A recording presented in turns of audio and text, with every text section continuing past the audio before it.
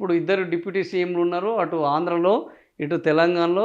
So, ఇద్దరు deputy సీఎంలలో ఎవరు పనితీరు బాగా మీకు నచ్చింది అనంటే, మళ్ళీ భట్టి విక్రమార్క పనితీరు బాగా నచ్చిందని 59%, పవన్ కళ్యాణ్ పనితీరు నచ్చిందని 40.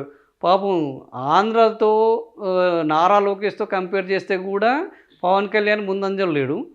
తెలంగాణ ఉప ముఖ్యమంత్రి భట్టి విక్రమార్కతో కంపేర్ చేసినా కూడా పవన్ కళ్యాణ్ ఏంది ముందు వరుసలో లేకపోవడం నిజంగా పవన్ కళ్యాణ్‌కి ఉన్న క్రేజ్‌కు వాస్తవానికి ఈయనకు 70%, ఈయనకు 30% వస్తదేమో అని అనుకున్నాము. కానీ భట్టి విక్రమార్క పనితీరే బాగున్నది. ఆయన సైలెంట్‌గా చేస్తున్నా, పర్ఫెక్ట్‌గా చేస్తున్నారు అని నెటిజన్లు కీన్‌గా అబ్జర్వ్ చేస్తున్నారు. నిజంగా ఏదో క్రేజ్ ఉందని ఏం ఓట్లేయట్లేదు. కీన్ అబ్జర్వేషన్ ఉన్నట్టు నాకైతే అర్థమవుతుంది. మళ్ళీ భట్టి విక్రమార్కకు సోషల్ మీడియాలో అంత యాక్టివ్‌గా ఉండరు. ఆయన సోషల్ మీడియా పర్సన్ కూడా కాదు. బట్ సోషల్ మీడియాలో ఆయన పనితీరుకు మాత్రము 59% మంది ఏది డిప్యూటీ సీఎంగా పవన్ కళ్యాణ్‌తో పోల్చుకుంటే ఈయన పని బ్రహ్మాండంగా ఉందంటుర్రు.